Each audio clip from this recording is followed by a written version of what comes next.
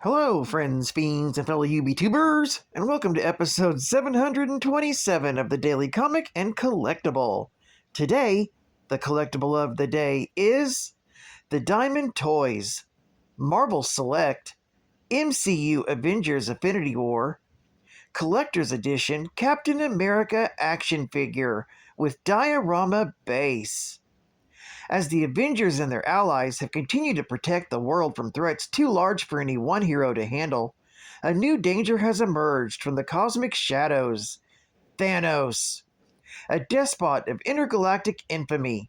His goal is to collect all 6 Infinity Stones, artifacts of unimaginable power, and use them to inflict his twisted will on all of reality. Everything the Avengers have fought for has led up to this moment. The fate of Earth, and existence itself, has never been more uncertain.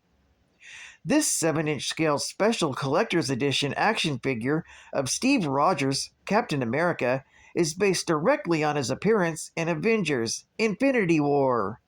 This 1/10 scale Marvel Select Line cap features an intricate design with hand-painted weather-worn details, giving it that look of a real used costume.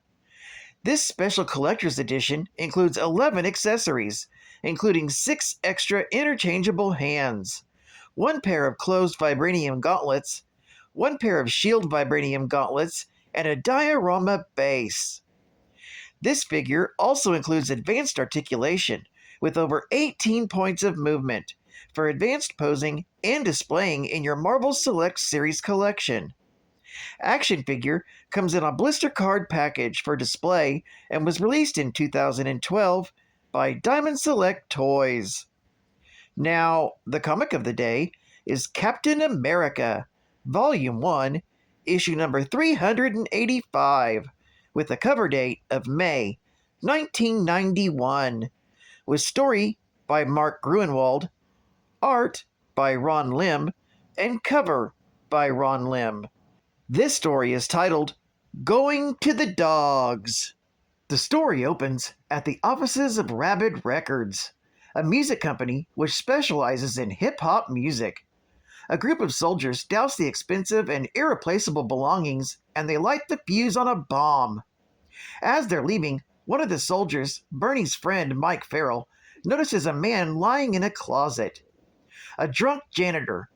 Mike tries to get the others to help him pull him to safety, but they refuse, as there's not enough time. After debating whether or not he should try to pull him to safety, he opts to run to safety himself, saying he wouldn't be able to pull him quick enough, and that they'd both be caught in the explosion. The rest of the watchdogs are annoyed by the new guy's actions. Another soldier speaks to Mike, who's upset about the man who died in the explosion. His teammates reply, "Anybody stupid enough to work for those filthy mongers doesn't deserve your pity." Meanwhile, at the Avengers mansion, Steve is doing his routine workout. The phone rings, and Jarvis informs Steve that Bernie is outside. He sends her up, but Steve worries about a picture of Rachel lying on his shelf. He decides to keep the picture there so he can explain her to Bernie, as he's not really interested to renew their relationship together. Bernie walks in, and Steve compliments her on her jacket. She comments on his room and how he needs new furniture. She notices the picture on his shelf, but does not say anything to Steve. She tries to get him to go shopping with her for new furniture, but he keeps making excuses. She finally says she'll pick some stuff out, and if he doesn't like it, they can return it. Later, at Brooklyn Heights, Bernie knocks on Mike's door. He answers, and she notices how upset he seems. He wants desperately to tell her, but instead only tells her that somebody died in a fire last night. Suddenly, one of the watchdogs, Stuart, enters and tells them he needs to speak to Mike. Bernie walks into another room while they talk. Stuart helps himself to a beer and tells Mike about the next job at a porn exhibit. He tells him he asked Top Dog if he could stop by and pay a visit to see how he's doing. 15 minutes later, Stuart leaves and Bernie confronts Mike. He tells her he's in the biggest trouble of his life and proceeds to tell her everything that's happened. She tells him he should go to the police, but he doesn't want to rat on his friends, nor does he wish to go to prison himself.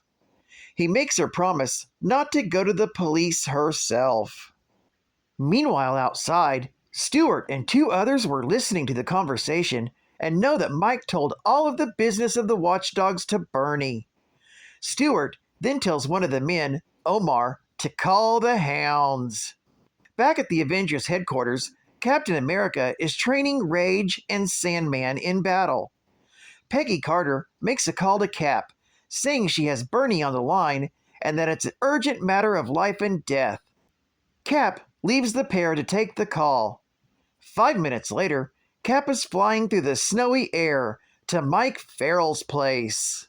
Back at Mike's, outside, Stuart and the others are waiting for the hounds. Stuart has the house under surveillance, but thinks they should call Mike's number just to make sure he's there.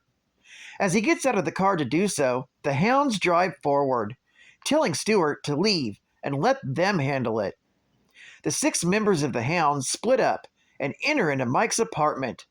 They can't find Mike anywhere, but what they do find is Captain America, who ambushes them. He makes quick work of the group, but wonders what they want with Mike.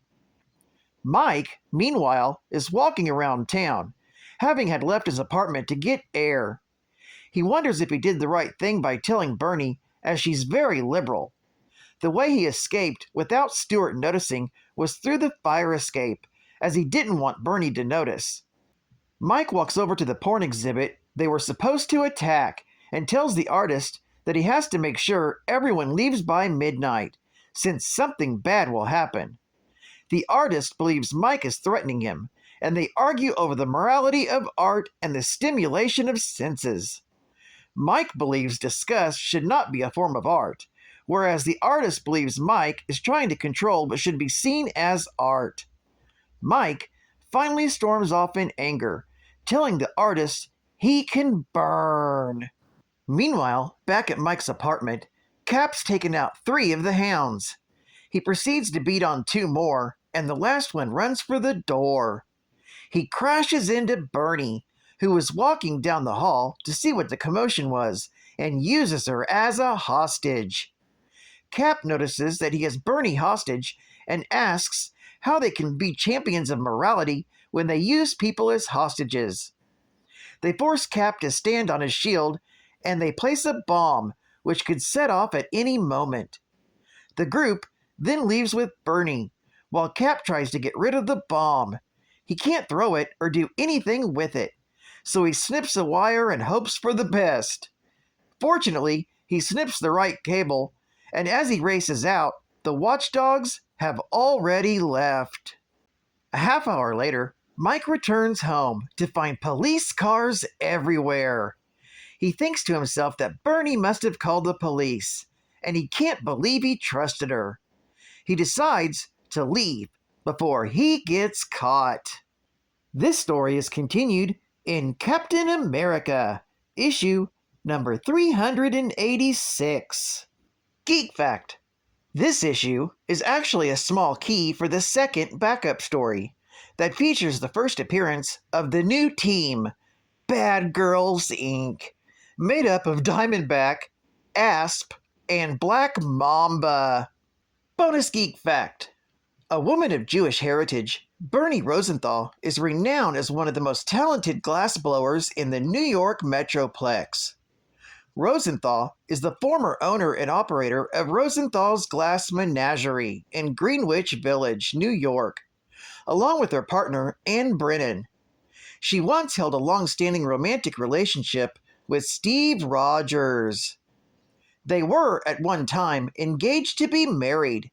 She leased an apartment directly below Rogers when both resided at the same brownstone apartment complex at 569 Lehman Place in Brooklyn Heights, New York. After being forced to close the glass shop due to a rise in the rent, Bernie left New York and Steve Rogers to attend law school at the University of Wisconsin-Madison.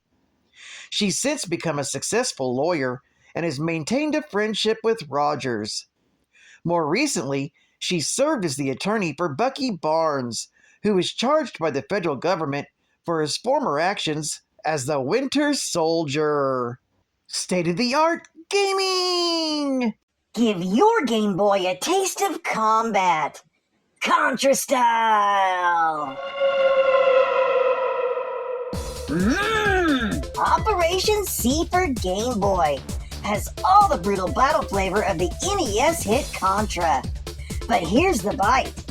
This time it's Scorpion alone versus Black Viper, Red Falcon's partner in slime, who's turned a secret naval lab into an experimental alien freak factory.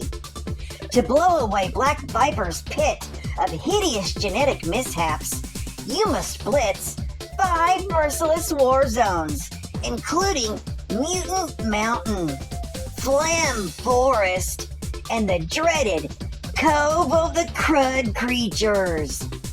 All infested with zombie snipers, bloodthirsty squid lice, savage spider moths, devastating techno terrors, and more. Of course, in true Contra style, you'll have to upgrade your arms as you go with spread guns, fire guns, and the all-new vermin-seeking homing gun.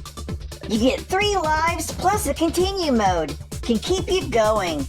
But Black Viper's awfully hungry, and you're gonna make a tasty blue plate special.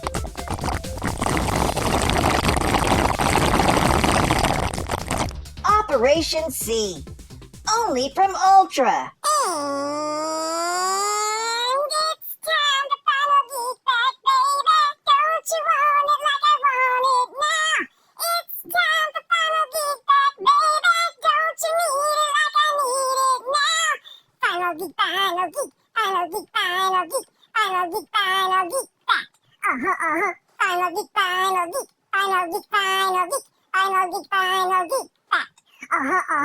The Watchdogs were an extreme right-wing homegrown terrorist group who claimed to be dedicated to upholding and restoring traditional American values and sought to impose their moral views upon others using violence, terrorist attacks, and intimidation.